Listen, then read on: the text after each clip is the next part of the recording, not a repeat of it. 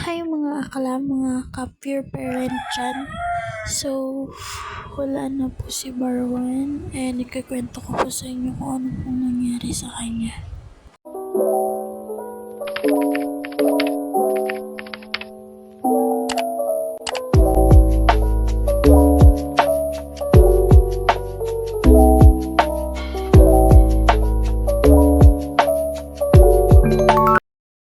So, sisimulan ko mga akala ang pagkikwento ko about kay Barwan. So, noong July 25, 2024, magdamag po siya, hindi kumain. Hindi ko po alam kung ano nangyari pero may ulam naman siya nun. Pero hindi ko po alam kung wala siyang gana kumain or something na nilamigan siya nung time na yun kasi bumabagyo po nung that time na yun.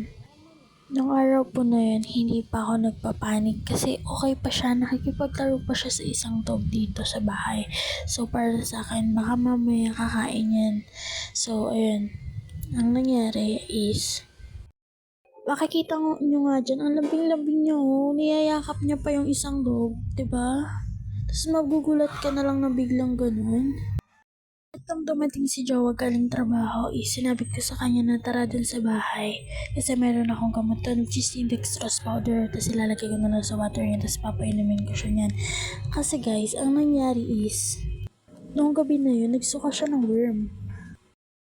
So makikita nyo dyan mga akala is nanghihina na siya. Syempre, magdamag siyang walang kain.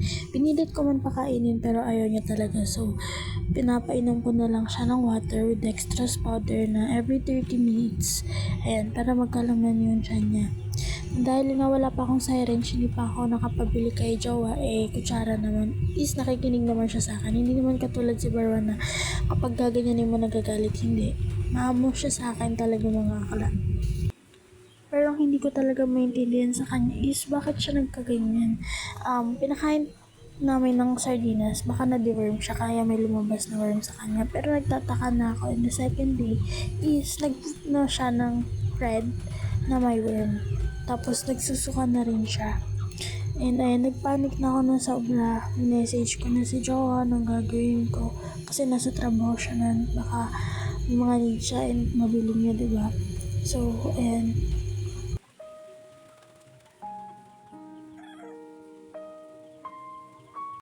Ganyan ang nangyari kay Barwan mga akala. Nagsuka siya na parang may dura na malapot, ganyan. So nagsobrang nagpapanik na ako. Ito yung nangyari. Bigla na lang talaga ako napaiyak mga akala. Kasi hindi ko kayang nakikita si Barwan na nahihirapan. Tayo ang tao, di ba? Pag kumain, hindi tayo kumain ng isang araw maghapon. Sobrang nagugutom tayo. Paano pa kaya yung mga alaga natin, di ba? So, napaiyak na ako, nagpanik na ako, tinawagan ko na si Jowa na ganyan, dali natin sa vet, ganyan, ano pwede ko gawin, bumili ka ng gamot niya. Ayan, tapos nanood ako sa YouTube, anong pwede gawin dito sa idea sa bahay, ganyan. Sobrang nag-worry ako nung time na to, nung second day kasi tumitingin na siya sa akin na para bang, Mommy, nahihirapan na ako, ganun. Pero kami naman, ginagawa namin yung best namin, pinapainom namin siya ng water every 30 minutes para lang makakalaman siya. Nagsasearch ako ng remedy na pwede na nagkaganyan din yung dog nila and trinay ko siya.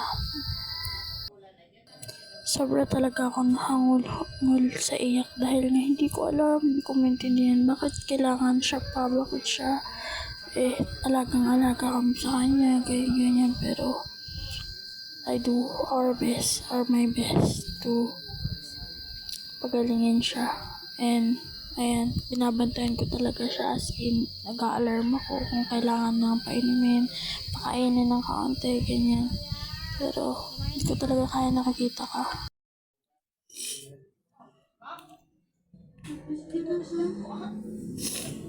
Wala nang kasama si Mommy mo dito. Diba? Tapos, I watched TikTok and na-confirm ako ganito yung nararamdaman ng puppies nila. Pinainom daw nila ng Yakult na may egg yolk tapos dextrose powder. So, trinay ko agad sa kanya. Nung una, effective naman. Like, sumuka siya ulit. Pero, nagpahinga din after. Tapos, ayan. Gusto niya naman, ina-accept niya pa ng mga oras na to. Kaya sinabi ko sa kanya, magpahinga muna siya, matulog siya, nandito lang ako sa tabi niya. Job, anak namin.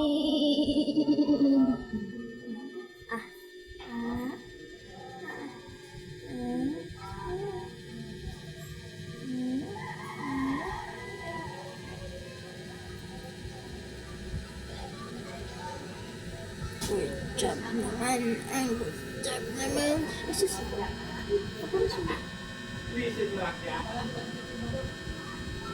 Good job naman. Amimi na yan. Isa pa.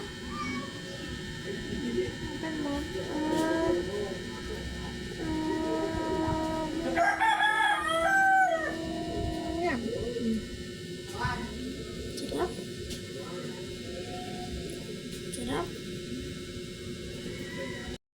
Mga around bago mag-6, pinainom ulit siya ng water. Ganyan, water and dextrose powder lang, ganyan. Ina-accept niya naman kasi nakikinig siya sa akin. Nakala ko okay na, nakala ko okay na siya, ganyan. Tapos, kinakaya niya naman para sa amin, para sa akin, para sa kanya. Tapos, ayan. Hanggang sa pagtas niya minom ng water, pinatulog ko muna. Nag-alarm yung phone ko ng 4 AM kasi papainumin ko siya. Ito ang nangyari. Akala ko gising pa siya. Akala ko okay pa siya. Tapos nung hinawakan ko yung katawan niya, bigla ako nagulat dahil unti-unti na tumitigas yung mga katawan niya. Tsaka, kaya hindi siya nakapikit na maalam dahil nga hindi namin matanggap na bakit bigla siya nagkaganyan, ganyan, diba? At bigla nga nagising si Jowa. Kaya sinabi ko na sa kanya na wala na si Barwan. Ang hirap kasi tanggapin na wala na siya kasi siya lagi yung nakakasama ko dito sa loob ng kwarto. Kami lagi yung magkasama habang busy yung daddy niya sa pagtatrabaho. Tapos bigla na lang ganyan. Alam ko naman na pinipilit mong kayanin na pero dahil hindi mo na kaya, nahihirapan ka, sumuko ka na. Pero dahil kami naiintindihan din namin kasi alam namin yung feeling na pinipilit mo na lang para lang kayanin ng lahat. At okay na rin kami dahil andyan ka na kay Papagat at marami ka ng kalaro dyan. Bantayan mo kami ni mami. Bantayan mo si mami at si daddy, ha. Kaya pinag-isipan namin ni Jowa na off cam na lang muna dahil nga umiiyak na rin si Jowa, umiiyak na rin ako kasi hindi namin kaya na ganito yung nangyayari. Sobrang magang-maga yung mata ko kasi every time na naaalala ko lahat ng memories, lahat ng nangyari na habang kasama ka namin doon, sobra akong nasasaktan kasi ginawa ko naman yung lahat. Bakit hindi ka binigyan ng isa pang chance para makasama kami na? Pero okay na rin at nakapagpahinga ka na para hindi ka na nahihirapan. Alam ko namang babantayan mo kami ni daddy, diba? Tsaka, marami ka ng kalaro dyan, diba? Fly high, my baby Barwan. Mahal na mahal ka namin ni daddy mo, alam mo naman yan. Alam mo kung gaano ka ka-importante sa amin, alam mo kung gaano mo kami napasaya, alam mo kung gaano mo kami minahal ng sobra habang nandito ka sa amin. And palagi mo lang tatandaan na kahit wala ka na sa tabi namin, mananatili ka sa puso namin. Mahal na mahal ka namin na. Bantayan mo ako, bantayan mo si daddy mo, ha. Alam ko masaya ka na dyan sa heaven, kasama mo na si Papagat. At saka, marami ka ng kalaro dyan, diba?